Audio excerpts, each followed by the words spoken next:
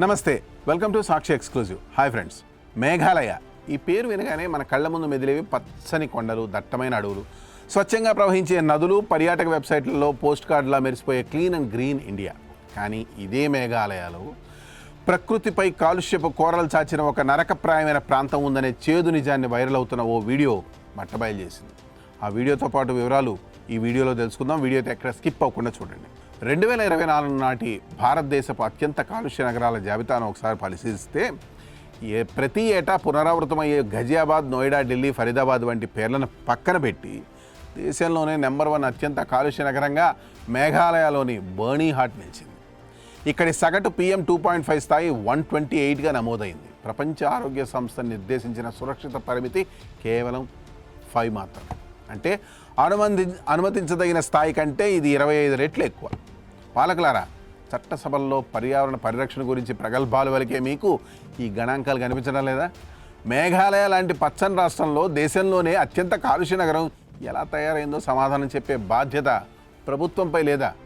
భౌగోళికంగా బర్నీహాట్ అనేది మేఘాలయ రాష్ట్ర పరిధిలోకి వచ్చినప్పటికీ సాంకేతికంగా ఇక్కడి కాలుష్యానికి మూల కారణం అస్సాం రాష్ట్రమే. అస్సాంలోని గౌహటి నగరానికి కేవలం 20 కిలోమీటర్ల దూరంలో 2 రాష్ట్రాల సరిహద్దుల్లో ఈ బర్నీహాట్ ప్రాంతం ఉంటుంది.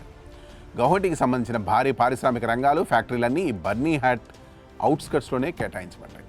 ఒక చిన్న టౌన్లో దాదాపు 80కి పైగా అత్యంత ప్రమాదకరమైన కాలుష్యాన్ని వెదజల్లే భారీ పరిశ్రమలు ఉన్నాయి. ఇక్కడి స్థానిక గిరిజన తెగలైన గారో, ఖాళీ ప్రజలు తమ పచ్చని ప్రకృతి మధ్య ప్రశాంతంగా జీవించేవాళ్ళు. కానీ గత 7-8 ఏళ్లగా ఇక్కడ వెలిసిన ఫ్యాక్టరీల వల్ల పర్యావరణం పూర్తిగా ధ్వంసమైంది. ఈ ప్రాంతంలో కాలుష్యం ఏ స్థాయికి చేరిందంటే చెట్ల ఆకులు, కూరగాయలపై నల్లటి మసి, ధూళి పొరలు స్పష్టంగా పెరిగిపోయాయి. స్థానికులు తాము పండించే కూరగాయలు 3-4 సార్లు కడిగినా ఆ నల్లటి కాలుష్య మరకలు వదలడం లేదు.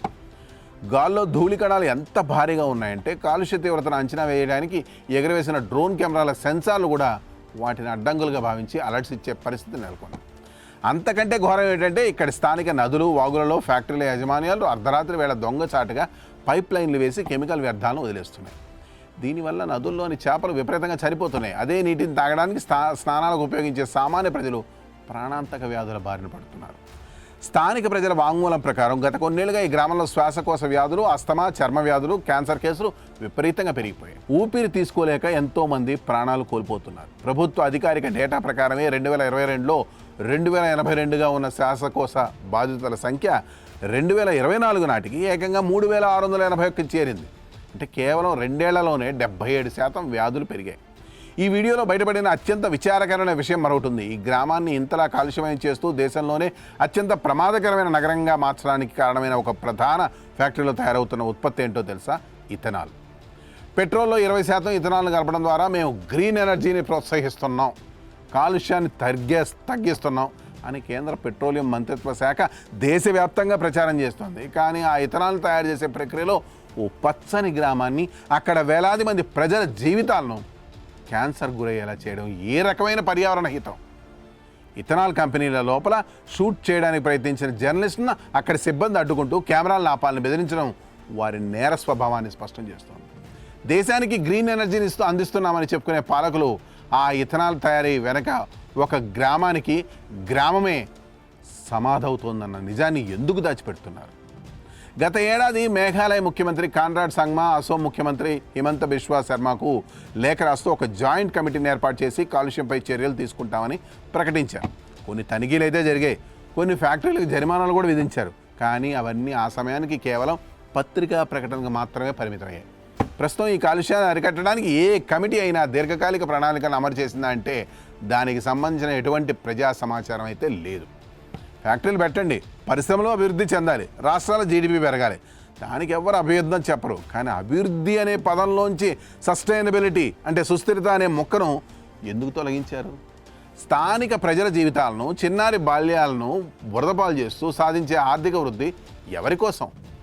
పగలు పొగను నియంత్రించినట్లు నటించి రాత్రి వేళల్లో చిమ్నీలలోంచి నేరుగా విషవాయువులను వదులుతున్న కంపెనీలపై చర్యలు తీసుకునే నాదుడే లేడా? చట్టాలను యథేచ్ఛగా ఉల్లంఘిస్తున్నా, నిబంధనలు తుంగలు తొక్కుతున్న, కళ్ళు మూసుకుంటున్న బాబులారా, పాలకులారా, ఈ చిన్నారి పిల్లల భవిష్యత్తుకు, వారి శ్వాసకు మీరేం సమాధానం చెప్తారు? ఇప్పటికైనా ఈ కాలుష్య కోరల నుండి బర్నీహాట్ను రక్షించకపోతే అది కేవలం ఒక పర్యావరణ విపత్తుగా మిగలదు, ముమ్మాటికి ప్రభుత్వాలు చేసిన సామూహిక హత్యగానే మిగులుతుంది. మీరు గ్రీన్ అనే ఎనర్జీ అంటూ ఊళ్ళనే రెడ్గా మార్చేస్తున్నారు. ఇదెక్కడి న్యాయం? ఆలోచించండి. ఈ స్టోరీపై మీ కామెంట్స్ తెలియజేయండి. That's all for today. This is Harikrishna signing off Sakshi exclusive.